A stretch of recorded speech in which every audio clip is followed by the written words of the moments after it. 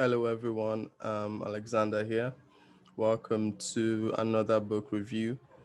Today, I'll be talking about Anxious People by Fredrik Backman. Um, this is the second Backman book I've read. I read a man called Ove or Uva. I think it's pronounced Uva. It's a Swedish name. I read a man called Uva a few years ago, and I remember it being one of my favorite books from that year. He has released a couple of books since then. Bear Town, Brit Marie was here. I think there's one called Us Against You. I think there are probably a few others. I haven't read any of those, by the way, but I've always wanted to read another book by him. And this one popped up on my radar last year. I heard a lot of people talking about how much they liked it, so I thought to check it out. The book is about many things, really, but in the main, it's about a bank robbery that went totally different from what the bank robber planned, if the bank robber made any plans at all. This bank robbery, unfortunately for the robber, somehow segues into a hostage situation that goes wrong or right, depending on how you look at it. The book is also about idiots. It literally says that in the book, and I guess what it means by idiot is everyday people living their everyday life and making the dumb choices that people often find themselves making.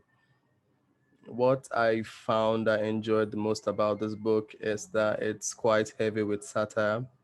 Um, I found the book to be really hilarious, but just like a lot of the Terry Pratchett books I've been reading recently, it's not just jokes for jokes' sake.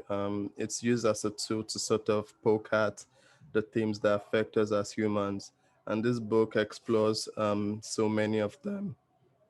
Parenthood, for example. Two of the major characters in the book are a father and his son, both policemen working in the same police station. And the book explores this theme of parenthood and I guess adulthood by letting us into their relationship, seeing both of them loving and trying to understand each other in their own different ways, often failing and then trying again. It was very intimate and beautiful, funny a lot of times, but it was really touching. Um, he also explores themes of death, suicide, depression, and addiction using the characters and the story. There are more themes, really, but these are the ones that come to mind right now, and I thought they were done really well. One thing I love to do while reading is I like to highlight quotes that I find to be really touching or moving, and I found myself highlighting something on almost every page while reading this. The storyline follows a very interesting format. Firstly, it breaks the fourth wall a lot, and I know not everyone likes that, but I do, especially when it's done very well. And I thought it was done really well here. Also, the organization of the story is not linear. In the present, the police is trying to figure out what happened with the bank robbery and the hostage situation by interviewing the witnesses from these events. These were some of the funniest scenes in the book. And there was a scene where the policeman was trying to get information from a cashier at the bank, and she was having trouble describing the perpetrator because she didn't want to describe him with the wrong gender.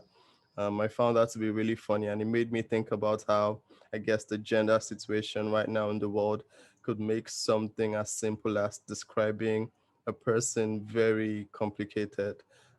Anyways, the book makes use of flashbacks to explore the lives of the police officers and then these witnesses prior and during the robbery to show us what exactly happened and why. So it sort of plays out like a mystery too in some way.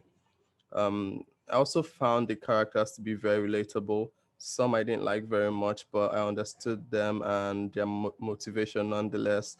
All of them are just regular, everyday people trying to get through life, trying not to make bad decisions, but just like in real life, end up making them anyways. He weaves these characters' lives together so well that almost no one felt like a secondary character. and by the end of the book you're rooting for almost all of them, and you know so much about all of them that the book feels like it was written about all of them, and there was no single main character. Something I also thought of while reading the book is I realized the books are translations from the Swedish language, which they were written in originally. And so I wonder what the original versions read like in the main language. I assume they probably read even better. Um, I was while reading, I wished I could read Swedish just so I could experience it in that way.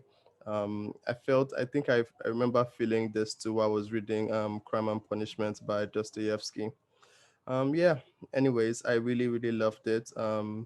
That's it from me about Anxious People. I enjoyed it a lot. I found it to be really touching. Definitely a 5-star read for me. Yeah, that's it from me today. Like, subscribe, and all that good stuff. Until the next one.